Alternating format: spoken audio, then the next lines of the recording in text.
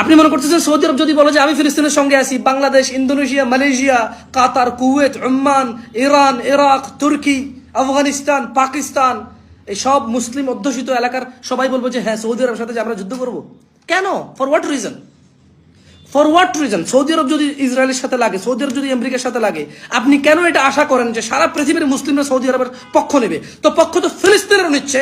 বাংলাদেশের রাস্তাঘাট বন্ধ করে মিছিল মিটিং হচ্ছে, আমেরিকার রাস্তাঘাট বন্ধ করে মিছিল মিটিং হচ্ছে, সারা পৃথিবীতে মিছিল মিটিং হচ্ছে পক্ষ। বাট আমেরিকা যখন পক্ষ নেয় ইসরায়েলের, তখন আমেরিকা রণতরী পাঠায়। আমেরিকা, ব্রিটেন, ফ্রান্স যখন ইউক্রেনের পক্ষ নেয়, তখন যুদ্ধ জাহাজ পাঠায়, সেনা ট্রেনিং করার জন্য, সাধারণ মানুষকে যোদ্ধা বানানোর জন্য ট্রেনিং করার জন্য ট্রেনিং সেশন রাখে, ট্রেনিং করায়। এটা হচ্ছে তাদের হেল্প, রাইট? তাদের গভর্নমেন্ট হেল্প করে, তাদের গভর্নমেন্ট হেল্প করে। আপনার কাছে কেন মনে হয় যে সৌদি আরব যদি আজকে ইসরায়েলের সাথে লেগে যায়, তাহলে সারা পৃথিবীর সব মুসলমান রাষ্ট্র যায় সৌদি আরবের পক্ষ নিয়ে সৈন্য মোতায়েন করে সৌদি আরবের সঙ্গে লড়াই করবে? কেন এটা মনে হয়?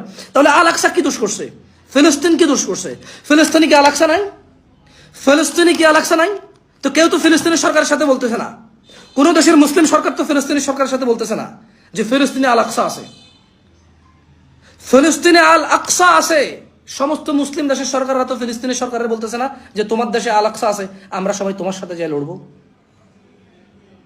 আমি বুঝাইতে পারিনি মনে হয়, আমি বুঝাইতে পারিনি মনে হয়। না না, আপনার point of view exactly okay আছে।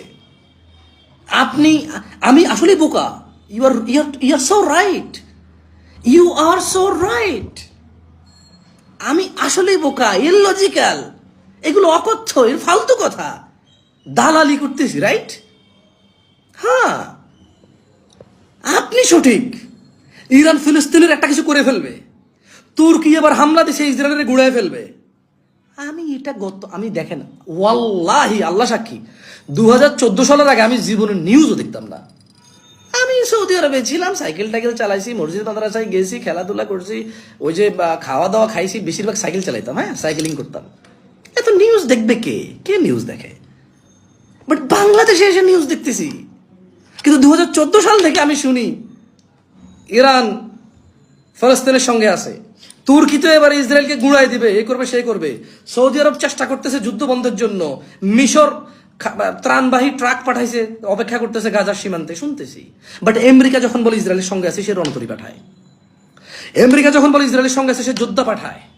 আমেরিকা যখন বলে যে ইসরায়েলের সঙ্গে আছে, সে 50 কোটি মার্কিন ডলার বিনিয়োগ করে, যেখানে 52 কোটি মার্কিন ডলার বিনিয়োগ করছে, যেখানে 50 কোটি মার্কিন ডলার শুধু মিসাইল তৈরির জন্য বিনিয়োগ। Do you understand what is called support?